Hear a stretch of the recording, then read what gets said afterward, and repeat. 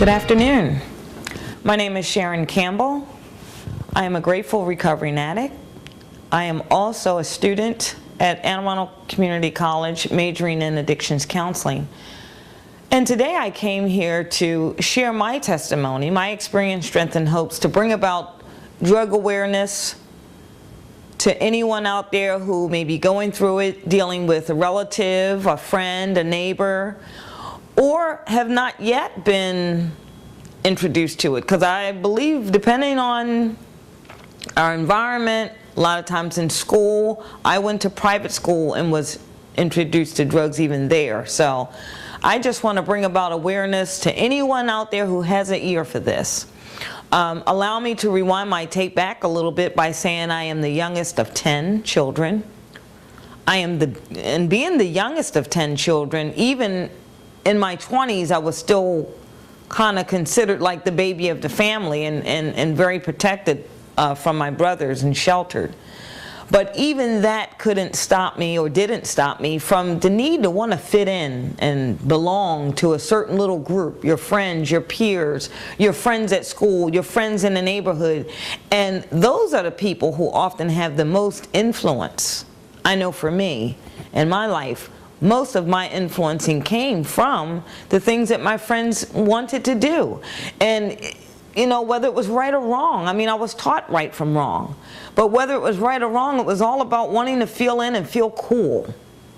And I can remember in school that our teachers warned us from the dangers of drugs. But, you know, I saw it in my neighborhood. And I even saw it in my home. And I did some research on many of the drugs. And I always thought that the marijuana was the drug that I saw in my neighborhood and saw in my home. Many of my brothers smoked it. My father even smoked it. And by the time I turned 12 years old, some of my friends had even already started experimenting with it. And so I gave it a try.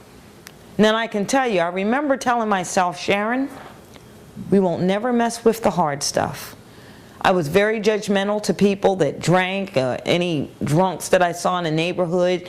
Anyone in my neighborhood who looked like they was on anything harder than marijuana, I judged and criticized them. I always compared out and said I would never end up like people like that. But you know what? As my friends changed, as the seasons changed and the styles changed, my drugs changed. And I found myself experimenting with those same drugs that I promised that I would never, ever get involved with. I went through school, graduated from school. I had dreams, aspirations, goals, just like most people do.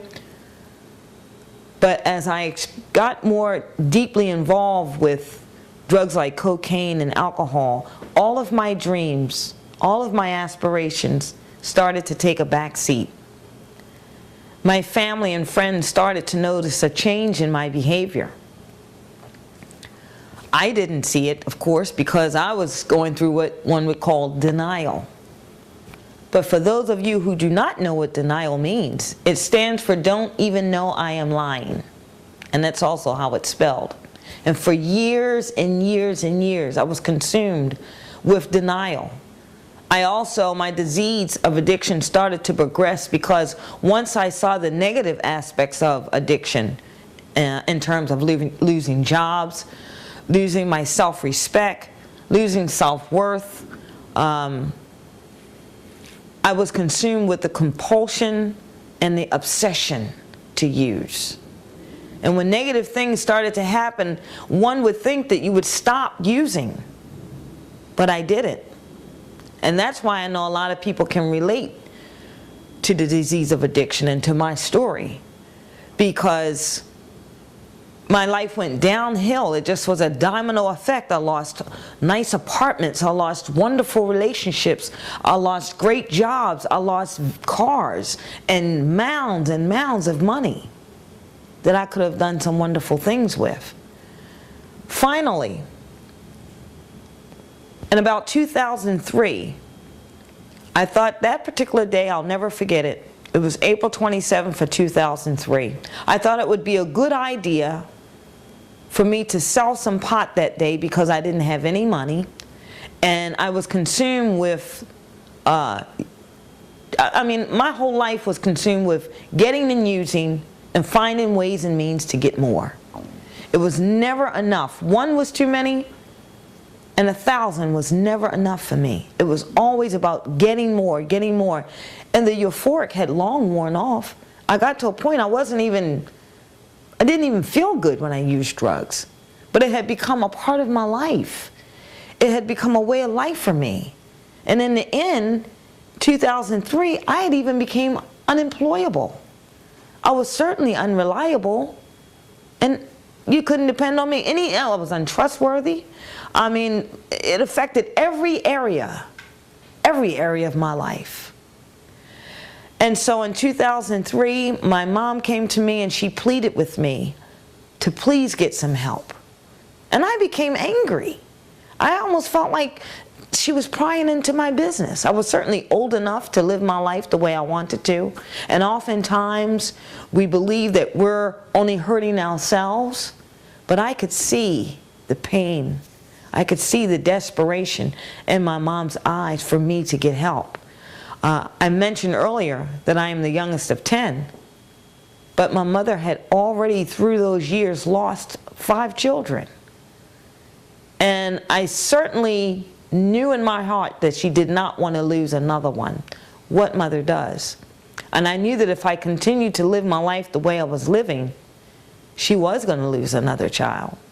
So that day when I decided to try to sell some pot, it's funny how my Creator works, because that day I sold pot to 2 undercover police officers. And that day I got a criminal record. I was charged with a felony with intent to distribute, and I was also charged with a felony for selling to police officers, although they were undercover police officers. And when I went to court for those charges 2 months later, the judge, whom I tell people, again, the Creator showed up in her, because I did some research on this judge, and I found out through my lawyer that she was really hard on people, and she didn't give people second chances. And she looked at me in the eye that day and she said to me, she said, "Miss Campbell, I don't know what is compelling me to do this, but I'm going to give you a chance, because I see something in you that I don't believe you see in yourself." So she gave me 3 years probation, unsupervised probation, and she gave me mandatory drug treatment. And I can't find a card or any words on earth to send her to thank her for that opportunity, that gift of life, because that's what it was. I went into a treatment facility for 30 days. And in that treatment facility, I gained a willingness that I had never. I guess what it was is that I was just sick and tired of being sick and tired. But I'm going to move along in my story, because the gift of recovery has been, again, there's no words to describe how my life has changed. It was a lot of hard work, a lot of sweat and tears. I came in the process kicking and screaming. I was very resistant to change, and I guess because I was fearful. I knew that I wanted to stop using, but I just didn't know how. Again, my mind had to be renewed. And so I got with the 12-step program. After I had finished the 30-day program, I enrolled in a 12-month outpatient.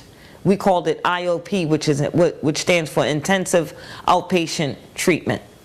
And there I really learned my triggers. I was told to change people, places, and things. I mean, the disease of addiction wants one thing from me and from you, and that's you dead.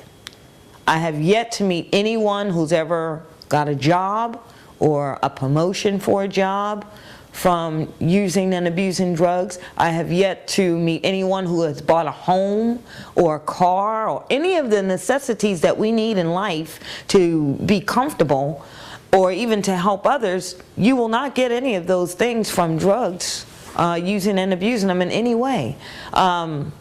Again, it wants one thing, and that's you dead. It will guarantee you 3 things in life. That's jail, institutions, and death.